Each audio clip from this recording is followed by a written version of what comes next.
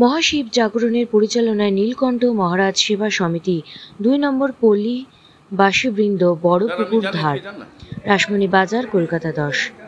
11ই August সোমবার বাবা রুদ্র অভিষেক ও পূজারম্ভ দুপুর 1:30 ঘটিকায়, বাবার মাথায় জল ঢালা দুপুর 3 ঘটিকায়, বাবা শৃঙ্গার আরম্ভ সন্ধ্যায় 6 ঘটিকায়, বাবা শৃঙ্গার দর্শন সন্ধ্যায় 6টা ঘটিকায় 7 ঘটিকা পর্যন্ত সন্ধ্যা আরতি। সন্ধ্যে 7 ঘটিকায় সন্ধ্যাকালীন মহাশিব জাগরণ সঙ্গীত পরিচালনায় বাবার শয়ন আরতি আয়োজন করে। 12ই আগস্ট 2025 মঙ্গলবার বাবার ভোগ প্রসাদ বিতরণ সন্ধ্যে 7টা ঘটিকায়। সঙ্গীত পরিচালনায় ছিলেন বিনোদ সাহানি, প্রভাতী নস্কর, প্রিয়া গুপ্তা, সোনু সিং, আমন পারওয়ানা, RBS গ্রুপ। প্রধান উপদেষ্টা মাননীয় শ্রী রাজস্ব নস্কর, বিশিষ্ট সমাজসেবী।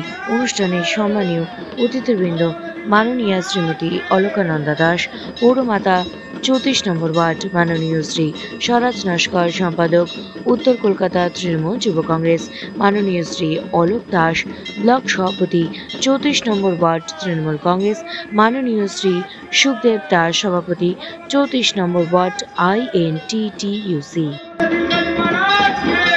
নীলকণ্ঠ মহারাজের শেষ সোমবারের পুজো, এটা আমরা প্রত্যেক বছরই করি, তবে এবছর আমাদের নিজেদের উদ্যোগে এই অনুষ্ঠানটা একটু বড় করে করছি। আর আজকে সন্ধ্যেবেলা একটা জাগরণের প্রোগ্রাম আছে। সন্ধ্যেবেলা সকালের দিকে তো রাজ্য রুদ্রাভিষেক হলোই, আরও আদার্স পুজোর যা রিচুয়াল আছে সেগুলো আমরা পালন করলাম।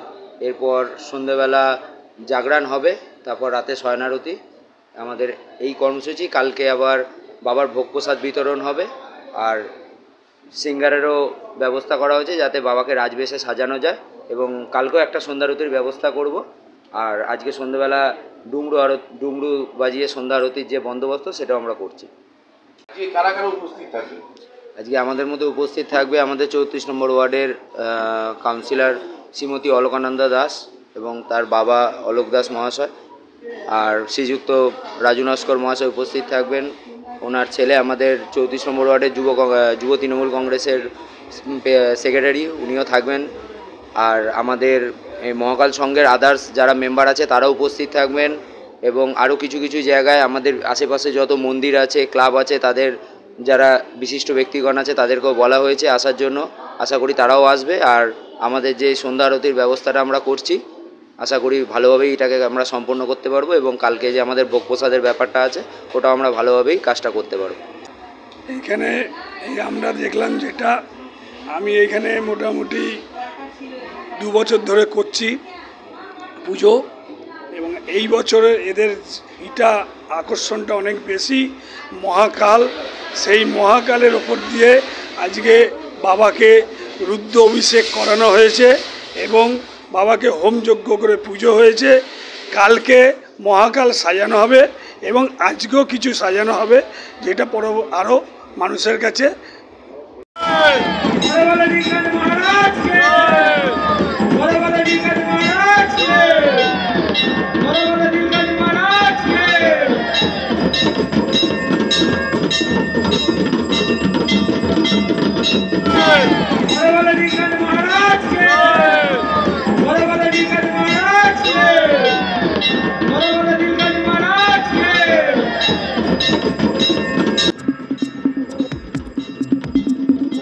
চোখ রাখুন বিশ্ববার্তা টিভিতে, যার সততাই শেষ কথা।